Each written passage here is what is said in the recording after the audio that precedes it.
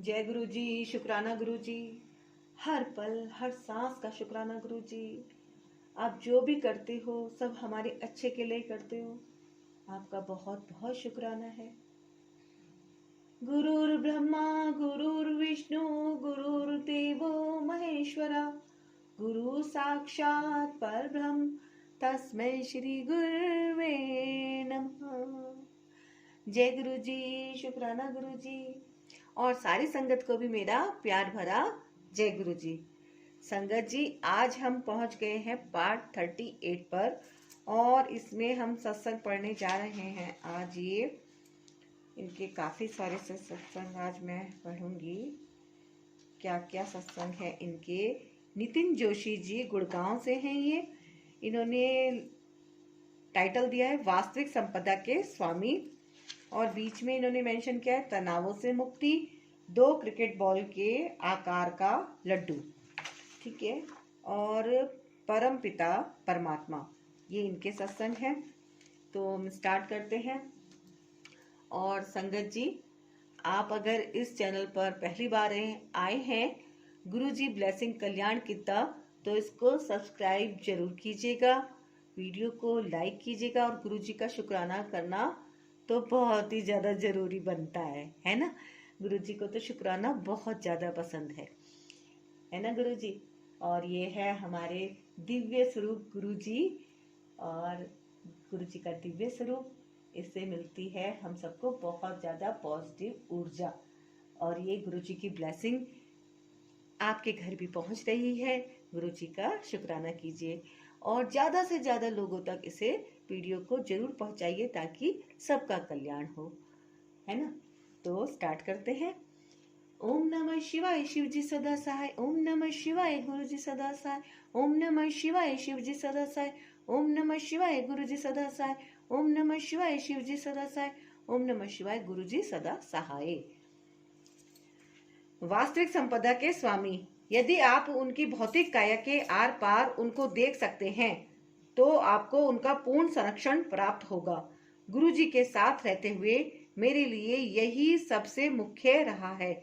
महत्वाकांक्षाओं के मोह माया जाल में फंसे रहने के कारण उनका वास्तविक रूप पहचानना कठिन हो जाता है। गुरु जी के साथ आपकी आशाएं पूर्ण होती हैं, यद्यपि जो आप चाहे वह सदा नहीं मिलता। सही बात है ना। यद्यपि जो आप चाहें वह सदा नहीं मिलता, क्योंकि वह आपके लिए उचित नहीं हो रहा होगा। परंतु इनके पीछे हम सबको अज्ञात उनकी सच्चाई है।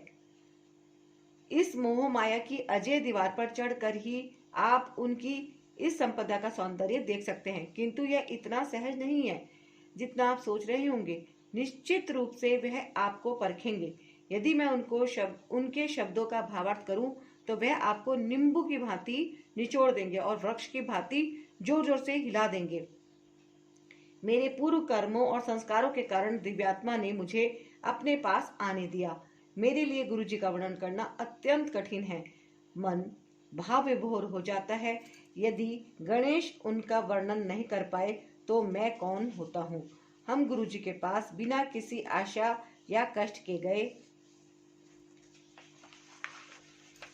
और उनकी आकर्षण शक्ति हमें उनके पास बार बार खींच कर ले गई। जय गुरु जी। तनावों से मुक्ति। मैं सेवकों के लिए नाश्ता लेकर मंदिर जाता था। गुरु जी उस समय प्राय पाठ कर रहे होते थे। मेरे माता पिता शुक्रवार का व्रत रखते थे। इसका अर्थ था कि खट्टा खाना तो दूर की बात थी, हमारे लिए उसको छूना भी निषेध था। उस दिन शुक्रवार था और मेरी माँ ने ऐसा कुछ भी करने से मना किया था। उस दिन मेरे वहां पहुंचने से पूर्व गुरुजी पाठ कर शीघ्र ही बाहर आ गए थे। जैसे ही मैं वहां पहुंचा, गुरुजी ने अपने एक सेवक सुदामा को शीतल पेय लाने के लिए कहा। मैं गुरुजी का दिया हुआ वह पेय उनका प्रसाद समझकर पीकर अति प्रसन्न हुआ और घर लौट आया। परंतु मुझे घर पर डांट पड़ी। मैं निराश अवश्य हुआ, पर मैंने उनसे संबंधित भावनाएं मन से निकाल दी। शाम को हम मंदिर गए। गुरुजी प्रसन्नचित्त और सत्संग के लिए बैठ गए। हम बहुत ध्यान से सुन रहे थे। अपने स्वभाव के अनुरूप उन्होंने स्पष्ट तो नहीं कहा, किंतु व्रतों के बारे में कहा कि इस व्यर्थ प्रथा का कोई तात्पर्य नहीं है। साथ ही उन्होंने कहा कि आप भगवान के घर में हैं, जैसा वे कहते हैं करिए और अन्य अर्थहीन माध्यमों के द्वारा उनके पास पहुंचने की चेष्टा मत करें। जय गुरु जी। शुक्राना गुरु जी।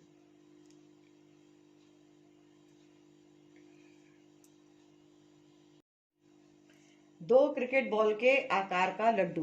कभी कभी गुरुजी भक्तों को सचखंड देकर उन पर कृपा करते हैं। सचखंड उनका वह प्रसाद है जो चमत्कारिक रूप से उनके हाथ से प्रकट होता है। कई अवसरों पर मैंने उनके हाथ में चमत्कार होते देखे हैं।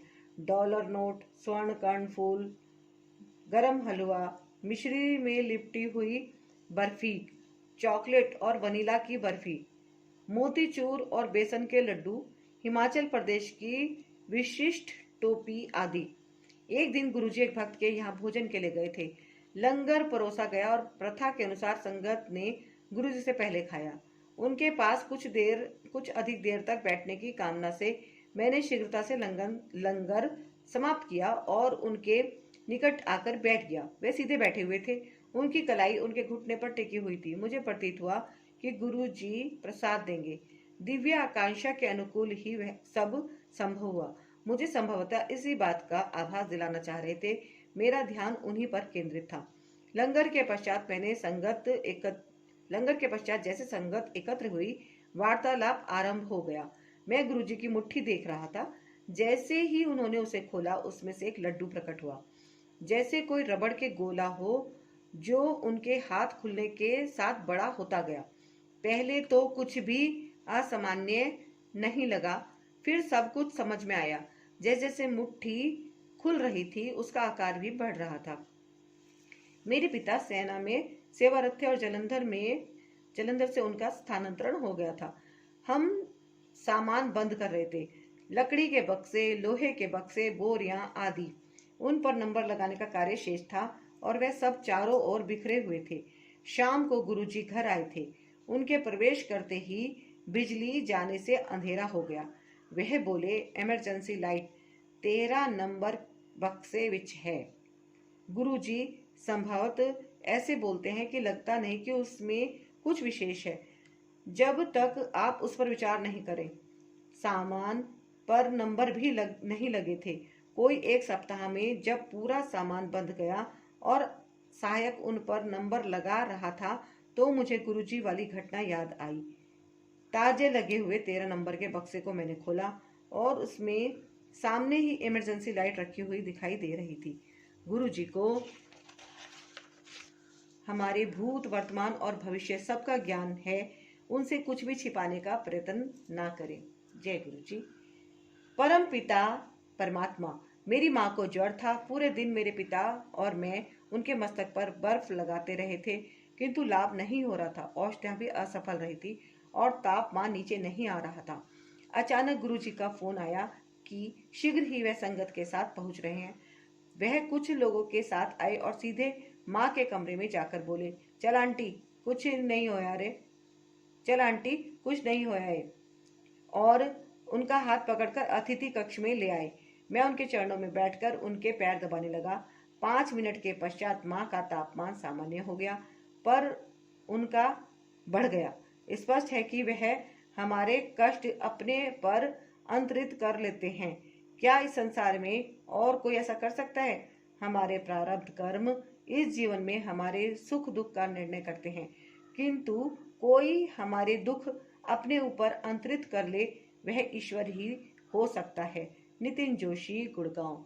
जय गुरु जी। शुक्राना गुरु जी। अनंतम शुक्राना गुरु जी। सही बात है, हमारे प्रारब्ध कर्म कैसे होते हैं हमें तो पता नहीं होता। बस हम तो गुरु जी की शरण में आ गए हैं और अब उनके चरणों में अपना मस्तक झुका दिया है। गुरु जी जाने, है ना, कि उन्हें कब कैसे किसका क्या कल्याण करना है। जय गुरु जी। शुक्राना गुरु जी। और सही बात है, हमारे मन में तो अनेकों इच्छाएं होती रहती हैं, लेकिन टाइमिंग तो गुरु जी की होती है। गुरु जी को क्या, किसको क्या कब ब्लेस करना है, वो सब उन्हीं के ऊपर है। हम अपना कर्म कर रहे हैं। गीता में भी लिखा है ना, कर्म किए जा फल की इच्छा मत कर, है ना। तो बस गुरु जी अपने आप ही सब कुछ काम कैसे कर देते हैं कि सच में पता भी नहीं चलता और हमारे कार्य आसानी से सफल हो जाते हैं, निर्विघ्न पूरे हो जाते हैं। जय गुरु जी, शुक्राना गुरु जी। नेक्स्ट है संगत जी इसमें आशीर्वाद जीवन के हर पल, और ये सत्संग है इनका श्रीमती नीरा ओबराय दिल्ली से। आशीर्वाद जीवन के हर पल। 1995 में स्वीडन में 13 वर्ष रहने के बाद स्वदेश वापस लौटने पर मेरी गुरुजी के यहाँ की यात्रा आरंभ हुई। उस समय से गुरुजी के हर दर्शन का अवसर आशीष से परिपूर्ण है। एक यादगार घटना, जब मैंने गुरुजी के यहाँ जाना आरंभ किया, मैं शांति और स्थिरता खोज रही थी। मैंने सुना था कि गुरुजी ने कैंसर, हृदय रोगियों और अन्य असाध्य रोगियों से अपने भक्तों को मुक्त किया हुआ था। एक अवसर पर मेरे साथ एक अनोखी घटना हुई। बचपन से मुझे विसर्प रोग रहा है, कोई औषधि सफल नहीं हुई थी। चिकित्सक हर बार जब वह होता था कार्टिजोन दे दिया करते थे। मेरे हाथ खुरदुरे हो गए थे। एक बार गुरुजी की संगत में बैठे हुए मैं सोच रही थी कि मेरे हाथ तो इतने कर्कश हैं, यदि गुरुजी ने कभी मुझे अपने कमल चरण दबाने को कहा तो मैं क्या करूंगी। कुछ सप्ताह में मुझे आभास हुआ कि मेरा शरीर और मेरे हाथ साफ हो गए हैं और शीघ्र ही मेरा उपचार हो चुका था। फिर एक दिन गुरुजी ने मेरे बड़े भाई जो कश्मीर में सेना में सेवारत हैं उनको आने को कहा। मेरे भाई गुरुजी को कभी नहीं मिले थे। अगली बार जब वे दिल्ली आए, गुरुजी ने उन्हें आशीर्वाद दिया। उसी महीने वे वापस कश्मीर चले गए और उनकी बाह में एक आतंकवादी की गोली लगी। गुरु कृपा से वह बच गए थे। एक बार गुरुजी ने मुझे अपना एक चित्र देकर उसे शयन कक्ष में रखने के लिए कहा। बचपन से मेरे कमरे में शिव का चित्र रहा है। आज भी मेरे जीवन में कोई समस्या, शंका या सुख के अवसर आते हैं, मैं सदा उन्हें गुरुजी के साथ बांटती हूँ और गुरुजी ने मुझे सदा उत्तर दिए हैं। जब मैं दिल्ली से बाहर होती हूँ, उनकी कमी का आभास होता है। गुरुजी ने मुझे स्वप्न में भी दर्शन दिए हैं। आज मुझे गुरुजी में इतनी आस्था है कि मेरे आसपास की सब वस्तुएं उनकी याद दिलाती हैं। गुरुजी ने मुझे और मेरे परिवार को आशीष दिया है। मेरे दोनों बेटे, जिन्हें गुरुजी ने आशीर्वाद देकर अमेरिका भेजा है, उनके भक्त हैं। उन पर केवल आस्था बनाए रखने से हमें सदा हर पल उनकी कृपा प्राप्त होती रहती है। मेरे लिए गुरुजी परमेश्वर हैं। उन्होंने मुझे मेरी योग्यता और आवश्यकता से अधिक दिया है। गुरुजी, इस दया के लिए हम आपके अत्यंत आभारी हैं। श्रीमती नोरा ओबराय दिल्ली से।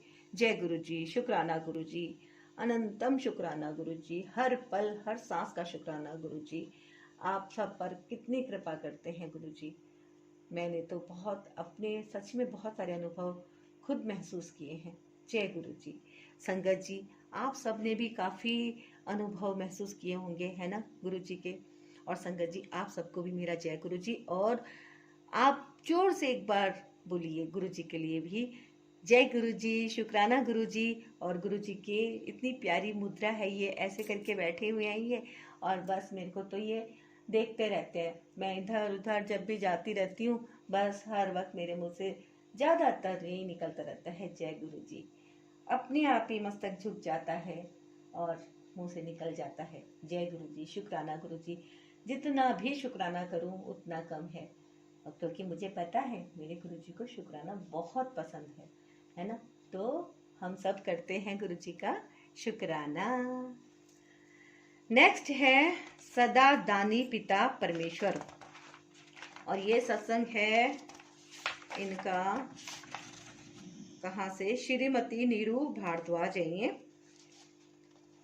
इनका सत्संग है सदा दानी पिता परमेश्वर, इनके टाइटल है ये। और है इनके अंतरस्राव समस्या की मुक्ति, बेटी का त्वचा रोग। नेक्स्ट है एक जीवन रक्षा के लिए 90 की जीवन रक्षा। और नेक्स्ट है प्रार्थना का बल। नेक्स्ट है घर पर बिना मूल्य के पिज्जा। और नेक्स्ट है मेरे पति को स्थिर नौकरी। नेक्स्ट है बेटी का कानून स्कूल में प्रवेश। देखा संगत जी, इनके कितने सारे सत्संग है। हमें सत्संग जरूर सुनने चाहिए, और स्पेशली दिव्या आभा के सत्संग तो हमें जरूर सुनने चाहिए, क्योंकि ये उन्होंने लिखे हैं। देखो कैसे सचखंड का प्रसाद प्रकट हो जाता था, कितनी कितनी बातें। कल के सत्संग में कैसे गुरुजी ने ट्रेन को, वो जिस पे लिखा हुआ था भूत वाली ट्रेन है, तो वो देखो कैसे उनको देर ना हो जाए, तो गुरुजी ने बिल्कुल उस पूरे कंपार्टमेंट में, पूरे डब्बे में वो ही लोग अकेले सफर करे हैं। और कितना अच्छा उनका ब्यूटीफुल सत्संग था। और आज भी जो इनका सत्संग है बहुत ब्यूटीफुल है। सत्संग से क्या होता है कि हमें बहुत ज्यादा और ज्यादा पॉजिटिव एनर्जी मिलती है और हमारा विश्वास और दृढ़ होता है ना। क्योंकि हमें पता चल जाता है कि अच्छा गुरुजी ने ऐसा ऐसा किया, कि गुरुजी क्या पढ़ा था हमने कल को सत्संग में, कल के ही सत्संग में, कि गुरुजी को 5 6 7 या 6 7 8 इस तरह से जूतियां, 3 नंबर की जूतियां पहनते थे गुरुजी, है ना। तो बताओ कौन आम आदमी नहीं पहन सकता ना। तो ये दिव्य परमात्मा ही है, इनकी माया तो यही जाने, है ना। तो ये भी बड़ी अजीब सी कहानी है, जो हमारे लिए तो अभी बस इसके माध्यम से ही पता चल पा रही है कि गुरुजी ने कैसे कैसे चमत्कार करे। ये यूट्यूब चैनल पे भी खैर हम सुन लेते हैं, लेकिन ये दिव्य आभा है, इसमें जो है बहुत सारे सत्संग है। तो इसलिए आप एक बार सारे सत्संग, अगर आपके कुछ छूट गए हैं तो जितने भी पार्ट आपके छूटे हैं आप उसको एक बार पूरा कंटिन्यूसली सुन लें। क्योंकि कंटिन्यूसली किस काम को जब हम करते हैं ना लगातार, है ना, तो उसका असर दूसरा ही होता है। अगर ऐसा पॉसिबल ना हो कि आप कंटिन्यूसली सुने, तो ऐसा कीजिएगा कि जैसे आपने आज ये वाला सत्संग कंप्लीट कर लिया, सुन लिया, तो कुछ समय के बाद आप जो है पार्ट नोट कर करके प्रस्तावना से सुनिएगा। पार्ट 1 2 3 4 सब कुछ आप उसमें जरूर सुनिएगा और एक जगह नोट कर लीजिएगा, ताकि आपका सत्संग कोई छूट ना जाए, है ना। इस बात पे विशेष ध्यान रखिएगा। क्योंकि गुरुजी के द्वारा मुझे ऐसा ही मन में सपन आया कि मैं लोगों को दिव्य आभा के बारे में सारे सत्संग शेयर करूं। अब सारे सत्संग में कैसे शेयर करूंगी, मैं यहाँ पे सोशल मीडिया के माध्यम से ही आपके साथ ये सारे सत्संग शेयर कर रही हूँ, है ना। तो आप भी सारे सत्संग ही जरूर सुनिएगा। तो संगत जी, आप इसका ध्यान रखिएगा कि आपको सारे सत्संग सुनने हैं, और वीडियो को शेयर जरूर कीजिएगा, ताकि और ज्यादा से ज्यादा लोगों का भी कल्याण हो, सब लोग सुखी रहें, गुरु जी की ब्लेसिंग ज्यादा से ज्यादा लोगों तक पहुंचे, है ना। तो स्टार्ट करते हैं हम। सदा दानी पिता परमेश्वर, इन्होंने भी लिखा है आगे, और पढ़ते हैं हम। गुरुर ब्रह्मा गुरुर्विष्णु गुरुर्देवो महेश्वरा, गुरु साक्षात परब्रह्म तस्मै श्री गुरुवे नमः। हम उस अदृष्ट और अज्ञात शक्ति में विश्वास रखते आए हैं, जो हमारी आस्था और विचारों से अपनी उपस्थिति का ज्ञान देती रही है। विभिन्न युगों में वह अवतरित होती रही है, और इस युग में वह गुरु जी के रूप में हमारे बीच आई है। इस पृथ्वी के सभी वासी भले ही उनसे अपरिचित हों, उनके उदात्त कल्याण की भावना से लाभान्वित हुए हैं। ऐसे अनेक अवसर आए हैं जब हमें हर क्षण उनके अविरत आशीर्वाद प्राप्त हुए हैं। इतने छोटे से प्रसंग में उनके बारे में सब कुछ कहना और लिख पाना असंभव है। फिर भी मैं अपने कुछ संस्मरण आपके साथ बांटना चाहूंगी। प्रारंभ में हमें उनके मंदिर में आने में संशय था, क्योंकि हमें सदा से संत और सन्यासियों में विश्वास नहीं रहा है। यह भी सत्य है कि उनकी दिव्य कृपा तभी प्राप्त होती है जब वह चाहें। इस प्रकार गुरुजी ने हमें नवंबर 1995 में जलंधर में अपने पास बुलाया। मेरे पति एक गंभीर त्वचा रोग की समस्या से पीड़ित थे, जिसे सोराइसिस के नाम से भी जाना जाता है। पिछले 8 वर्षों में हर प्रकार के उपचार करवा लिए थे, किंतु लाभ नहीं हुआ था। सिर से पांव तक उनके शरीर में लाल चकत्ते हो रहे थे, जिन पर श्वेत पपड़ी जमी हुई थी और सदा खुजली होती रहती थी। उनका सिर पाषाण की भांति सख्त था, और उनके जननांग भी इस रोग के प्रकोप से नहीं बचे थे। उनका मानसिक कष्ट और बढ़ जाता था जब उनके परिचित भी उनके पास खड़े नहीं होना चाहते थे। कुछ और उपाय न होने के कारण हम हिचकिचाहट के साथ गुरु जी के दर्शन के लिए गए। पुनरावलोकन करते हुए मैं सोचती हूँ कि हम कितने भाग्यवान थे। प्रारंभिक दिनों में गुरु जी के हाथों से दिव्य प्रसाद की उत्पत्ति का दृश्य हमने 1-2 बार नहीं, अपितु 6 या 7 बार देखे हैं। हमारी संदिग्ध मानसिकता की समाप्ति 1 जनवरी 1996 को हुई, जब गुरुजी ने मेरे पति को ताम्र लोटा लाने को कहा। उसे उन्होंने अभिमंत्रित किया और मेरे पति को उसमें से प्रतिदिन आधा जल पीकर शेष से स्नान करने को कहा। चमत्कारिक रूप से वह कुछ ही दिनों में पुनः स्वस्थ हो गए। जय गुरुजी, शुक्राना गुरुजी। अंतरस्राव समस्या की मुक्ति। उन्हीं दिनों मेरा हाइपोथायरॉइड थायराइड का उपचार चल रहा था। मैं प्रतिदिन एल्ट्रोक्सिन की 2 गोलियां लेती थी, जो बहुत अधिक मानी जाती हैं। एक दिन मैं गुरुजी के चरणों में बैठी हुई थी कि उन्होंने कहा, नीरू आंटी, तेरा हार्मोनल प्रॉब्लम ठीक कर देता है। मैं स्तब्ध रह गई, क्योंकि मैंने कभी भी इनको इसके बारे में नहीं बताया था। मुझे पहली बार अनुभव हुआ कि उनको कुछ भी बताने की आवश्यकता नहीं है, वे सब कुछ जानते हैं। उसके बाद जब सब परिणाम सही निकले तो मैंने औषधियां बंद कर दी थी। फिर पंचकुला में रहते हुए मुझे कुछ स्त्री रोग संबंधित समस्याएं हो गई। औषधियों से उनका निवारण नहीं हो पा रहा था। मुझे रात को 10-12 बार लघु शंका निवारण के लिए उठना पड़ता था। कुछ अन्य समस्याएं भी थी, जिनके कारण मैं ठीक से सो नहीं पाती थी और फिर दिन भर व्याकुल रहती थी। गुरुजी उस समय दिल्ली में थे। संयोग से मेरे पति को दिल्ली कार्यालय संबंधित एक भेंट के लिए जाना पड़ा। मैंने उनके साथ जाने की योजना बनाई, जिससे हम शाम को गुरुजी के दर्शन कर सकें। हमने अपनी छोटी बेटी को यह सोचकर घर पर छोड़ दिया था कि अगले दिन सुबह तो लौट ही आएंगे, परंतु उस दिन शाम को गुरुजी के दर्शन के पश्चात जब हम उनसे चलने की आज्ञा ले रहे थे, हमें 4 दिन और रहने के लिए कहा। आनंदित होकर हमने तुरंत हामी भर दी। हम वहां 4 दिन और चाय और लंगर प्रसाद का आनंद उठाया।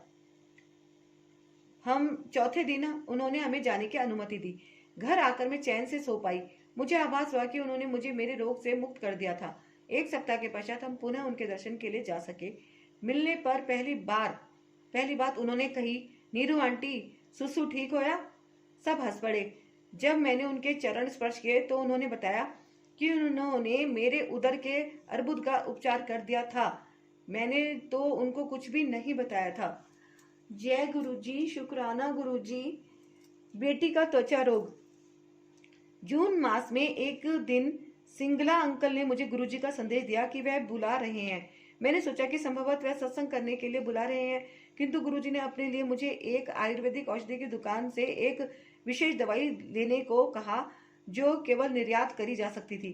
गुरुजी की दया से हमें वह औषधि भी मिल गई, जो सामान्यतः बिना चिकित्सक के परामर्श के नहीं मिलती थी। गुरुजी ने एक गोली दूध के साथ शाम को ली। 15-20 दिनों के पश्चात उन्होंने उसे वापस करने के लिए कहा, क्योंकि वह अति तीक्ष्ण थी। हमने प्रयास किया, किंतु निर्यात की समस्या के कारण उसे लौटा नहीं सके। वह महंगी थी और गुरुजी ने उसकी काफी मात्रा मंगाई थी। अगस्त के अंत में मेरी छोटी बेटी तान्या, जो उस समय 8वीं कक्षा में थी, के मुख पर चकत्ते हो गए। चिकित्सकों के अनुसार वह सोराइसिस था। हम स्तब्ध रह गए। 1 मास तक इसी उलझन में रहे कि गुरुजी को बताया जाए या नहीं। हमने उन्हें अक्टूबर में बताया और उन्होंने पुनः ताम्र लोटा लाने के लिए कहा, जिसे उन्होंने अभिमंत्रित कर उसका जल पीने और स्नान करने के लिए कहा। गुरुजी ने उसके पिता के इसी रोग का तीव्रता से उपचार किया था। इस बार भी वैसी ही आशा थी, किंतु ऐसा नहीं हुआ। आशा के विपरीत 1 मास में ही उसका रोग पूरे शरीर में फैल गया। शारीरिक रूप से रोग ग्रस्त होते हुए वह मानसिक रूप से सशक्त थी। उनकी ऐसी दया से वह सदा उत्साहित और आशावादी रही। इस अवधि में गुरुजी कहीं चले गए थे और उनसे संपर्क करना संभव नहीं था। पड़ोस से लेकर तान्या की मुख्य अध्यापिका तक सब ने उसकी भलाई के लिए शीघ्र कुछ करने के लिए कहा, परंतु हमारे कुछ कहने से पूर्व ही वह कहती थी कि उसके गुरुजी ही उचित समय आने पर उसका उपचार कर देंगे। इस अवधि में उस बच्ची ने इतना सहा कि हमसे उसकी वेदना देखी नहीं जाती थी। उसके सिर पर भी कड़े चकत्ते हो गए थे और वह अपने बाल तक नहीं कर पाती थी। ऐसी विपदा के समय उनकी दया का प्रभाव अधिक देख सकते थे। उन्होंने एक छोटे से बच्चे को भी इतना साहस और सामर्थ्य प्रदान किया था। गुरुजी जनवरी में लौट आए और सबसे पहले उन्होंने उसे वह आयुर्वेदिक औषधि देने को कहा। तब हमें आभास हुआ कि वह औषधि उसके लिए मंगाई गई थी। औषधि 40 दिन तक देना अनिवार्य था। तान्या के दवाई लेने का 40वां दिन शिवरात्रि था और उस दिन उन्होंने औषधि बंद करने को कहा। दिव्य गणना। अगले दिन से उसके स्वास्थ्य में परिवर्तन होना आरंभ हो गया और ग्रीष्मावकाश में जब वह अपने ननिहाल गई तो पूरी तरह से रोग मुक्त हो चुकी थी। कभी कभी उसके मुंह पर एक आध निशान आ जाते हैं। मुझे विश्वास है कि गुरुजी उसके पिछले जन्मों के कर्म नष्ट कर रहे हैं। उन्होंने मुझे बताया था कि उनके हस्तक्षेप के बिना वह जीवन पर्यंत ऐसे ही रहती। जय गुरुजी, शुक्राना गुरुजी। एक जीवन रक्षा के लिए 90 की जीवन रक्षा। अगस्त 2002 में एक शनिवार को मेरे पति ने फोन पर बताया कि वे घर आ रहे हैं। उन दिनों वे बेलगांव में कार्यरत थे। वे शनिवार को गोवा एक्सप्रेस से चढ़े और सोमवार को प्रातः घर पहुंचने वाले थे। उसी दिन मैं और मेरी बेटी गुरुजी के दर्शन के लिए गए। वह दिन अति आनंददायक था क्योंकि गुरुजी ने मुझे अपने पास बिठाया और मेरे से लंबा सत्संग कराया। मैंने लंगर भी अधिक किया क्योंकि किसी कारणवश मेरी थाली में दाल या सब्जी वाले स्थान पर लाल मिर्च की चटनी परोस दी गई थी। यह कैसा संयोग था। चटनी समाप्त करने के लिए मुझे अधिक चपातियां और दाल खानी पड़ी। गुरुजी से आज्ञा लेते समय वह बोले, आंटी आज तेरा कल्याण कर देता। मैं आनंदित थी। प्रातः काल मेरे पति के फोन से मेरी नींद टूटी। वह बोले कि सब कुछ ठीक है और चिंता की कोई बात नहीं है। फिर उन्होंने बताया कि उनकी रेलगाड़ी के कुछ पहिए पटरी से उतर गए थे। इतना कहकर उन्होंने फोन बंद कर दिया। तब मैंने पिछले दिन गुरुजी के यहाँ की घटनाओं से संबंधित स्थापित किया और मैं भावुक हो गई। टीवी लगाने पर मैंने समाचारों में सुना कि उस गाड़ी के 7 पहिए पटरी से उतरे थे किंतु कोई घायल नहीं हुआ। मैं अत्यंत बेचैन थी और तुरंत बड़े मंदिर गई। वहां पर सबसे पहले मुझे श्री सिंगला की बेटी आरती मिली। मेरी मनस्थिति से अपरिचित उसने पिछली रात को इतनी चटनी खाने के लिए मेरा परिहास किया। जब मैंने उसे रेल दुर्घटना की बात बताई तो वह स्तब्ध रह गई। उसने तुरंत अपनी माँ को बुलाया और उन दोनों ने मुझे गले से लगा लिया। हमारी आंखों से अश्रुधारा प्रवाहित हो रही थी। हमने कुछ दिन आपस में सत्संग करते हुए व्यतीत किया। उस दिन संध्या को जब मैं गुरुजी के पास गई तो उन्होंने पूछा कि क्या मैं उनको रेल दुर्घटना के बारे में बताने आई हूँ। मैं केवल अपना सिर हिला सकती थी। उन्होंने कहा कि एक भक्त को बचाने के लिए उन्होंने 90 अन्य यात्रियों की जीवन रक्षा करी थी। इस तथ्य की पुष्टि श्रीमती सब्बरवाल ने भी करी है। क्या इस पुष्टि की आवश्यकता है। उन्होंने कहा कि उस रात को 1:30 बजे अचानक गुरुजी ने कहा कि उन्होंने 90 लोगों को जीवन दान दिया था। वही रेल दुर्घटना का समय था। दिल्ली में बैठे हुए उन्होंने पुणे के पास यह चमत्कार किया था। क्या परमेश्वर के अतिरिक्त कोई ऐसा कर सकता है। जय गुरु जी। शुक्राना गुरु जी। प्रार्थना का बल। गुरु जी को बोलने की आवश्यकता नहीं है।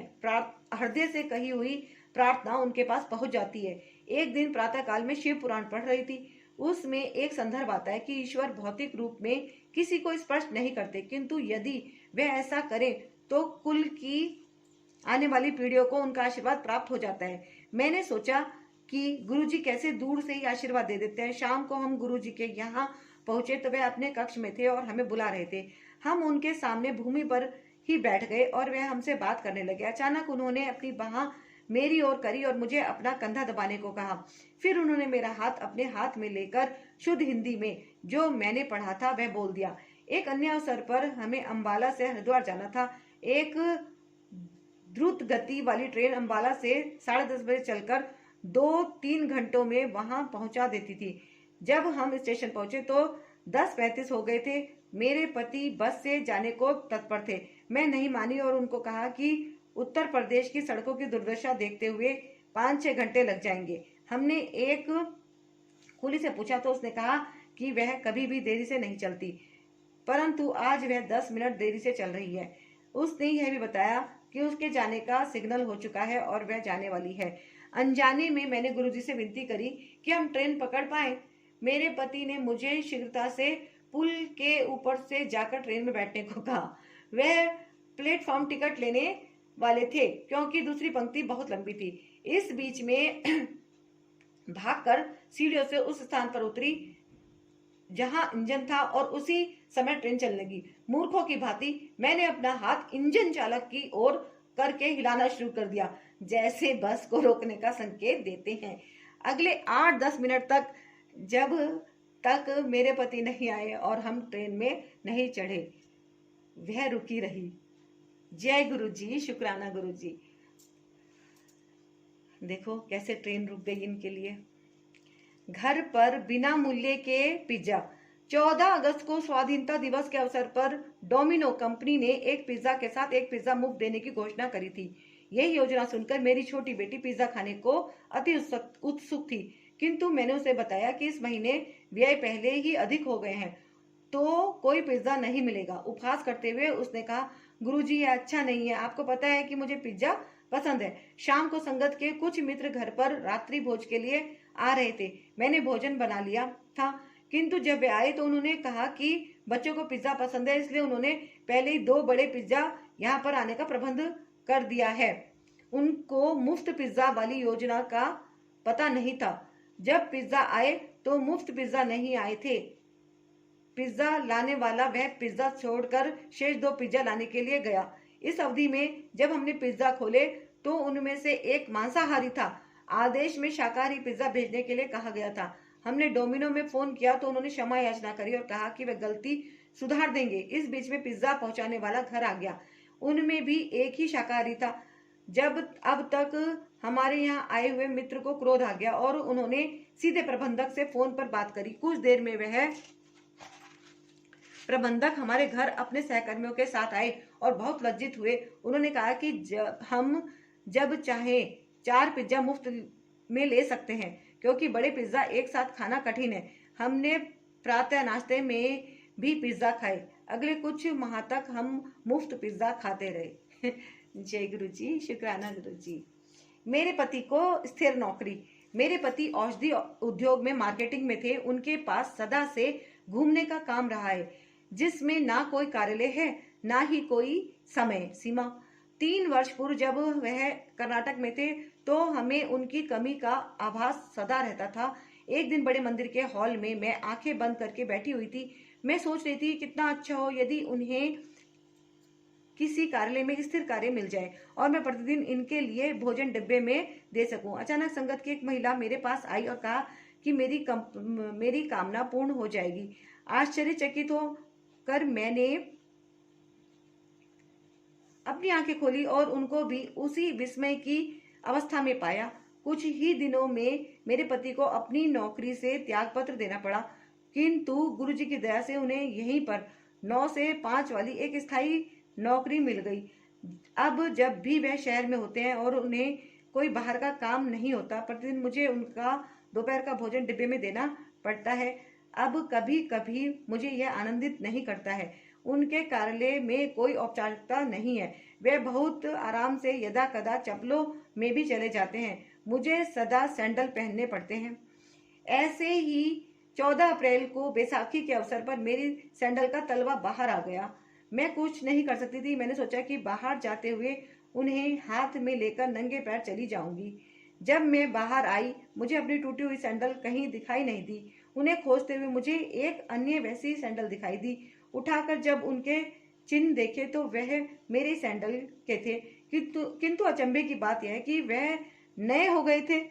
जय गुरु जी। बेटी का कानून स्कूल में प्रवेश। यद्यपि मेरी बड़ी बेटी मेघा 12वीं कक्षा विज्ञान विषयों से कर रही थी। 12वीं कक्षा विज्ञान विषयों से कर रही थी। गुरुजी नहीं चाहते थे कि वह आगे विज्ञान पढ़े। एक संगत में उन्होंने उसे कानून में विद्या अर्जित करने का संकेत दिया था। उसने उनके निर्देशानुसार प्रवेश पत्र भरा और प्रवेश परीक्षा में गई। उसके आश्चर्य को ठिकाना नहीं रहा जब उसे पता चला कि अन्य परीक्षार्थी तो उसके लिए विशेष प्रशिक्षण प्राप्त करके आए हुए हैं। वे गुरुजी को याद करके परीक्षा में बैठ गई। हजारों में से केवल 900 अगले चरण के लिए चुने गए, जिसमें वाद विवाद और साक्षात्कार होना था। अंतिम चरण में विश्वविद्यालय में केवल 250 चुने थे। गुरु कृपा से उसका नाम प्रवेश सूची में था। शाम को जब हमने उसके प्रवेश का समाचार उन्हें दिया तो वह अत्यंत प्रसन्न होकर बोले कि यह तो पहली अवस्था है, आगे आगे देखो क्या होता है। कहने की आवश्यकता नहीं है, उनकी अनन्य दया से वह बहुत अच्छा कर रही है। गुरु जी की वास्तविकता से अनभिज्ञ रहते हुए भी उनके पुण्य प्रभाव के गुणगान करते जा सकते हैं, क्योंकि वह मानव रूप में हैं। हम उनको अलौकिक प्रतिभाओं से परिपूर्ण महापुरुष के रूप में देखते हैं, पर वह इस पृथ्वी के समस्त वासियों से भिन्न है। वह तो शिव समान अनूठे हैं। शिव गुरु जी हैं और गुरु जी शिव है। वह तो परम है। इसका यह तात्पर्य नहीं है कि उनके पास आकर सब शांति पूर्वक और सहजता से हो जाएगा। वे कर्मों के अनुसार प्रत्येक अनुयायी को जीवन के उतार चढ़ाव भी दिखाते हैं। वह समस्त संबंधों की अनिवार्यता के दर्शन भी करा देते हैं। जब प्रतीत होता है कि आप अकेले हैं, संवेदित होकर वह अपनी निकटता जमा देते हैं। कोई बात कहे बिना भी वह अपनी सुगंध के माध्यम से आपके पास आ जाते हैं। यद्यपि यह अति कठिन है, यह मायावादी संसार से मुक्त होकर उनको समर्पण करने में ही हित है, लेकिन किंतु परंतु छोड़कर उनके बताए पथ पर चलना ही श्रेष्ठ है। लेकिन किंतु परंतु छोड़कर उनके बताए पथ पर चलना ही श्रेष्ठ है। जीवन कितना सरस और मधुर हो जाता है। जीवन के सकारात्मक रूप देखते हुए आस्था सहित आनंद लेने में ही लाभ है। वह सर्वज्ञाता, सर्वशक्तिशाली और सर्व विद्यमान है। वह हमारे पता लगे बिना ही सुनते हैं, देखते हैं और जो हितकर हो वह करते हैं। मेघा ने उनके लिए यह कुछ पंक्तियां लिखी हैं। गिर कर उठते हैं हम क्यों, हंस कर सहते हैं दर्द हम क्यों, मुस्कुराते हैं वर्षा में हम क्यों, कारण है आपकी अमूल्य दया जो हमें मिली है।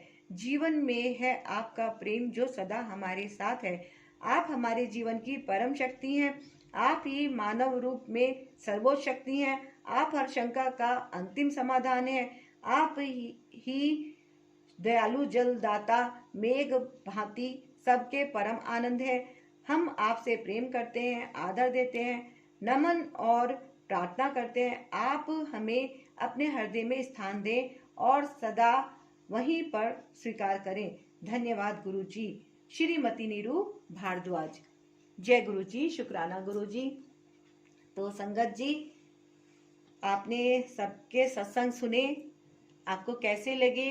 गुरु जी का शुक्राना कीजिएगा और ये दिव्य आभा ज्यादा से ज्यादा लोगों के पास पहुंचाइएगा, क्योंकि इसमें इतने प्यारे प्यारे सत्संग हैं कि हमें हमारा विश्वास अगर कभी डगमग हो भी जाए कि गुरुजी तो हमारी प्रार्थना सुन ही नहीं रहे हैं, क्योंकि कई बार ऐसा होता है कि हमारे कर्म कैसे होते हैं हमें तो नहीं पता है ना।